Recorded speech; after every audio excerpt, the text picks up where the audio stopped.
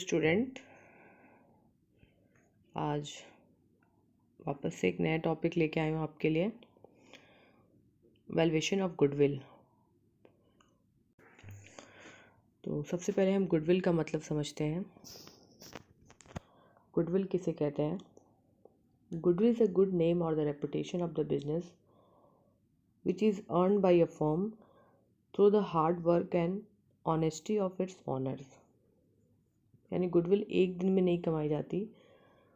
Goodwill hard work का result होता है जो लंबे समय तक हमें करना पड़ता है और हमेशा के लिए मेंटेन करना पड़ता है, तब जाके आप कहीं गुडविल अर्न करते हैं। ठीक है। तो if a firm render good service to the customer, और जो फर्म है वो कस्टमर को गुड सर्विस प्रोवाइड करे और सेटिस्फाई कर पाए, the customer who will satisfy will come again and again and the firm will be able to earn more profit. और उनको सेटिस्फाई कर पाए, ठीक है, ये नहीं कि बस उनका मोटिव हो प्रॉफिट अर्न करना। तो अगर आप ऐसा मोटिव लेके चलेंगे तो मार्केट में आपकी गुडविल अच्छी नहीं होगी। अगर आप कस्टमर को सेटिस्फाई करते हैं तो कस्टमर अगेन एंड अगेन आपकी शॉप पे आएगा और आप उसके हेल्प से मोर प्रॉफिट अर्न करोगे। ठीक है। Goodwill is the value of the reputation of a firm which enables to earn higher profit. और गुडविल आपको हेल्प करता है क्या करने में? हायर प्रॉफिट अर्न करने में, comparison to the normal profit earn by other firm is same trade. कोई दो फर्म है, सपोज कोई ए है और कोई बी है, कोई फर्म बी है, ठीक है, और ये दोनों सेम बिजनेस कर रहे हैं और कस्टमर ज़्यादा ए पे विजिट कर रहे हैं ना कि बी पे। तो कुछ तो डिफरेंस है। वो डिफरेंस किस चीज़ का होता है? गुडविल का। यानी ए अपने कस्टमर से अच्छा रिलेशन मेंटेन कर रहा है, अच्छी सर्विस प्रोवाइड कर रहा है और अपने कस्टमर को सेटिस्फाई कर पा रहा है। तो यानी ये इनके कंपेयर में ज़्यादा अर्न प्रॉफिट करेगा। ठीक है। अब देख लेते हैं फीचर्स ऑफ गुडविल। तो देखिए, फीचर्स ऑफ गुडविल में पहला है it is intangible assets. Intangible asset मतलब कि जिसे हम छू नहीं सकते but we can feel it. Goodwill can't be seen और touch. It does not have any physical existence, thus it belongs to the category of intangible assets. अब वो क्या होता है? Intangible such is patent, trademark, copyright. ये example है। It is valuable assets. ये एक वैल्यूएबल एसेट्स है क्योंकि ये हेल्प करता है आपको earn higher profit.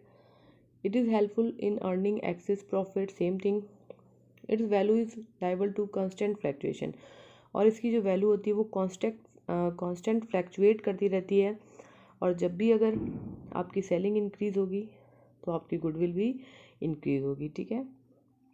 But decline the value with the decline in earning. और गुडविल आपकी डाउन में जाएगी जब आपकी अर्निंग क्या होगी? कम होगी। ठीक है। फिफ्थ पॉइंट है it is valuable only when entire business is sold. जब आप पूरे बिजनेस को बेचते हैं तभी इसकी वैल्यू आपको पता चलेगी। Goodwill can't be sold in part, it can be sold with the entire business only. The only exception is at the time of admission. ये इंपॉर्टेंट है, याद रखिएगा, क्योंकि जब पार्टनर एडमिट होता है तो वो गुडविल को लेके आता है, और जब रिटायर होता है तो गुडविल को लेके अपने साथ में जाता भी है। ठीक है। It is difficult to place an exact value on goodwill. बिल्कुल, क्योंकि टाइम टू टाइम गुडविल आपकी फ्लैक्चुएट करती है, तो ये आप ऐसे डिसाइड नहीं कर सकते, फिक्स नहीं कर सकते। ठीक है। Goodwill is divided into two categories. First है परचेज गुडविल एंड सेकंड होता है आपका सेल्फ जनरेटेड। तो फर्स्टली हम परचेज गुडविल को कवर करेंगे। Purchase goodwill means goodwill for which is consideration has been paid. Simple purchase goodwill वो goodwill होती है जिसके लिए हम कुछ पे करते हैं। ठीक है।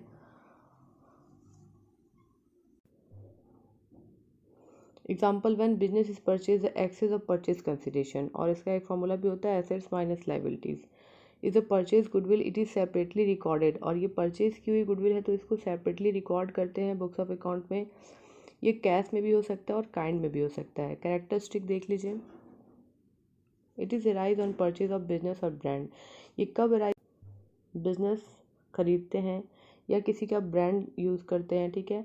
Consideration is paid for it so it is recorded in the books, और इसके बदले हम कुछ पे करते हैं, ठीक है, तो इसको हम बुक्स ऑफ अकाउंट में रिकॉर्ड करते हैं। Shown in balance sheet as on asset side, और इसको बैलेंस शीट में दिखाते हैं एसेट साइड में, ठीक है।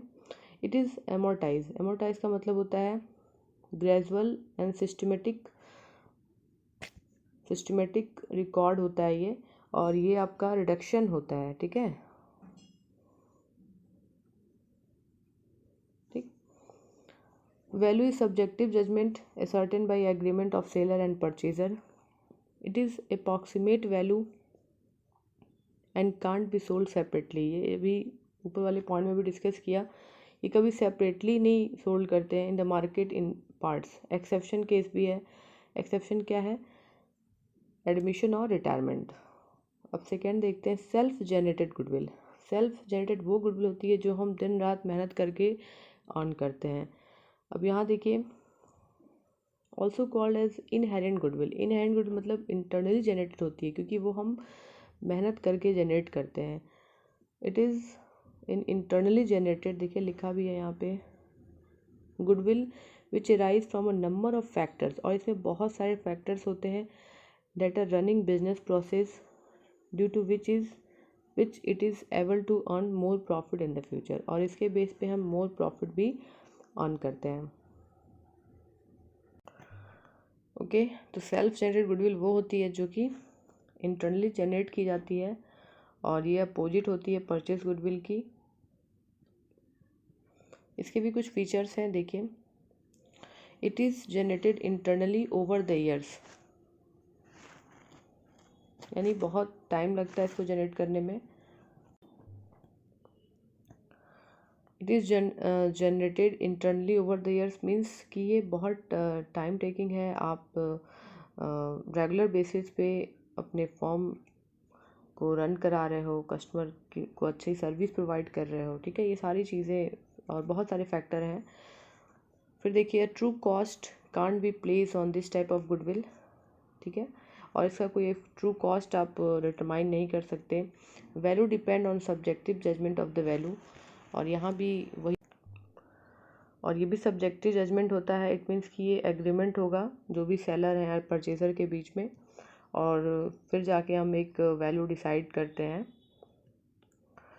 फोर्थ पॉइंट इंपॉर्टेंट है, as per accounting standard 26 intangible assets को डील करता है AS 20, और सेल्फ जनरेटेड गुडविल को हम बुक्स ऑफ अकाउंट में रिकॉर्ड नहीं करते, क्योंकि इसके बदले हम कोई कंसिडरेशन नहीं पे कर रहे हैं। परचेज गुडविल को बुक्स ऑफ अकाउंट में शो करते हैं बैलेंस शीट में, ठीक है। अब देखिए, कुछ फैक्टर हैं जो वैल्यू ऑफ गुडविल को अफेक्ट करते हैं। तो फर्स्ट आपका है इफ़िशिएंट मैनेजमेंट। अगर आप मैनेजमेंट बहुत अच्छा कर रहे हैं, ठीक है, और एक्सपीरियंस्ड पर्सन को आपने रखा है, हायर करके रखा है, अच्छे से वो बिज़नेस को डील कर रहे हैं, ठीक है, बहुत सारे फैक्टर हैं, तो डेफिनेटली आपकी गुडविल क्या होगी, मार्केट में इंक्रीज़ होगी, ठीक है। तो ये एक फैक्टर है। Quality of product most important. अगर आप अच्छा गुड्स प्रोवाइड कर रहे हैं, ठीक है, जिससे आपके कस्टमर क्या है, सेटिस्फाई हैं, ठीक, तो डेफिनेटली आपकी गुडविल क्या होगी, इंक्रीज़ होगी। आपका एक मार्केट में नेम फेम बन जाएगा। जैसे कि अगर रैंडमली आपके माइंड में अगर किसी स्पेसिफिक गुड्स का नाम आ रहा है, लाइक चॉकलेट में डेयरी मिल्क, बहुत सारे चॉकलेट हैं मार्केट में, बट एक स्पेसिफिक नाम आ रहा है, तो वो कैसे आए, एक दिन में तो नहीं बना होगा ना, बहुत टाइम टेकिंग है, ठीक। तो क्वालिटी ऑफ प्रोडक्ट मेंटेन रखना बहुत बड़ी चीज़ है, और ये कोई भी अगर कर रहा है अपने फॉर्म बिजनेस में, तो डेफिनेटली उसकी गुडविल क्या होगी, इंक्रीज़ होगी, ठीक है। लोकेशन ऑफ बिजनेस, अच्छी जगह आपका बिजनेस है जहाँ पे इजीली इंसान पहुँच सकता है, ठीक है। It will attract more customer and therefore will have more goodwill, तो भी आपकी गुडविल पे इफेक्ट होगा। फोर्थ मोस्ट इंपॉर्टेंट, लॉन्गिविटी का मतलब होता है लंबे समय तक आप अपने बिजनेस का एक मोटिव रख के ओपन करते हो कि आपका बिजनेस लंबे टाइम तक रन करेगा, ठीक है। ये सारे पॉइंट हैं, ये सब पढ़ लीजिएगा। अब देखिए मोस्ट इम्पॉर्टेंट चीज़ है need for valuing goodwill. Need क्या होती है वैल्यूइंग गुडविल की? तो mutual rights of the partner change the party which make sacrifice must be compensated. जैसे आप अगर पार्टनरशिप फॉर्म पढ़े होंगे तो वहाँ पे एक पार्टनर एडमिट होता है, तो अगर पहले से जो पार्टनर काम कर रहे हैं वो दिन रात काम करके इस फॉर्म को एक ऊंचाई तक पहुंचाए होंगे और आप अचानक से आके इसमें ऐड हो गए, तो आपको कुछ कंपनसेट देना पड़ेगा इनको, ठीक है। तो वहाँ पे नीड होती है वैल्यू ऑफ गुडविल की, ठीक है। म्यूचुअल राइट्स हैं when profit sharing ratio change, अगर आपका प्रॉफिट शेयरिंग रेशियो चेंज हो रहा है, पार्टनर नया एडमिट हो रहा है, या फिर कोई पार्टनर रिटायर हो गया, डेथ हो गया, डेथ टाइम भी हम गुडविल वैल्यू करते हैं। When amalgamation of two firm taken places, और कोई कंपनी मर्ज हो रही है किसी कंपनी में, तो वहाँ भी गुडविल की वैल्यूएशन की ज़रूरत पड़ती है। When partnership form is sold, अगर कोई पार्टनरशिप फॉर्म बेचा जा रहा है तो वहाँ भी वैल्यूएशन ऑफ गुडविल हम करते हैं, वैल्यू करते हैं, गुडविल की वैल्यू देखते हैं क्या है। अब most important method of valuation of goodwill, यहाँ से आपके एग्ज़ाम में क्वेश्चन भी बनते हैं, ठीक है। तो जनरली 3 मेथड को हम यूज़ करते हैं वैल्यूएशन ऑफ गुडविल में। फर्स्ट देखिए एवरेज प्रॉफिट मेथड, बहुत इजी मेथड है एवरेज प्रॉफिट मेथड। देखिए जब भी अगर कोई भी मेथड, तो देखिए एवरेज प्रॉफिट मेथड बहुत सिंपल सा मेथड होता है। This is very simple and widely followed method of valuation of goodwill. In this method goodwill is calculated on the basis of number of past years, ठीक है। Previous year के जितने आपके profit होते हैं उनका यूज़ करके हम निकालते हैं यहाँ पे गुडविल। तो सिंपली इसका एक फॉर्मूला है,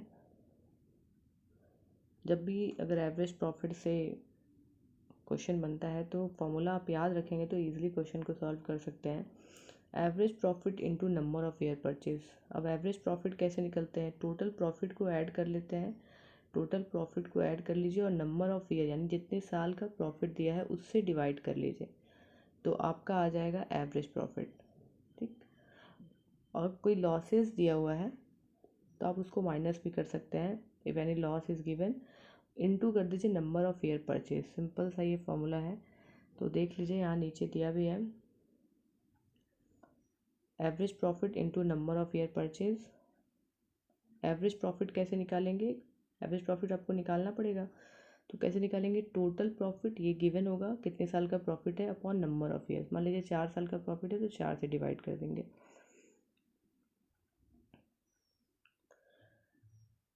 ये भी देख लीजिए, abnormal income of year should be deducted. कोई एबनॉर्मल इनकम है तो आप उसे डिडक्ट कर लेंगे, माइनस कर लेंगे। एबनॉर्मल लॉस अगर है तो आप उसे ऐड कर लेंगे। Income from investment should be deducted. कोई ऐसा आपने इनकम इन्वेस्ट किया हुआ है अदर साइड तो आप उसे भी डिडक्ट कर लेंगे। नेक्स्ट देखिए weighted average profit. Average profit में दो होता है, एक सिंपल एवरेज प्रॉफिट और दूसरा होता है वेटेड एवरेज प्रॉफिट। तो इसका भी फॉर्मूला है, देख लीजिए। Weighted average profit goodwill equal weighted average profit into number of year purchase, ये आप देख लीजिएगा। नेक्स्ट इम्पॉर्टेंट है आपका सुपर प्रॉफिट मेथड। इससे भी क्वेश्चन एग्जाम में बनते हैं। सुपर प्रॉफिट ये सिंपली है, देखिए अब यहाँ भी आपको गुडविल ही कैलकुलेट करना है, तो सबसे पहले आप सुपर प्रॉफिट रखिए, super profit into number of year purchase. अब वहाँ पे आपको एवरेज प्रॉफिट रखना था, ठीक। तो एवरेज प्रॉफिट कैसे निकाले थे आप? Total profit upon number of year कर दिए थे, यानी जितने साल का प्रॉफिट है डिवाइड कर देंगे। तो यहाँ पे आपको सबसे पहले सुपर प्रॉफिट निकालना पड़ेगा। ध्यान दीजिएगा, सुपर प्रॉफिट निकालने के लिए आप क्या करेंगे? Average profit minus normal profit. तो एवरेज प्रॉफिट का same formula, total profit upon number of year, ये निकल जाएगा। अब नॉर्मल प्रॉफिट कैसे निकलेगा? तो इसके लिए आपको कैपिटल एम्प्लॉयड दिया होगा, ठीक है। जनरली ये गिवन होता है, तो कैपिटल एम्प्लॉयड या capital investment into NRR, normal rate of return, ये गिवन होता है, ठीक है। आप वो कर देंगे तो आपका आ जाएगा नॉर्मल प्रॉफिट।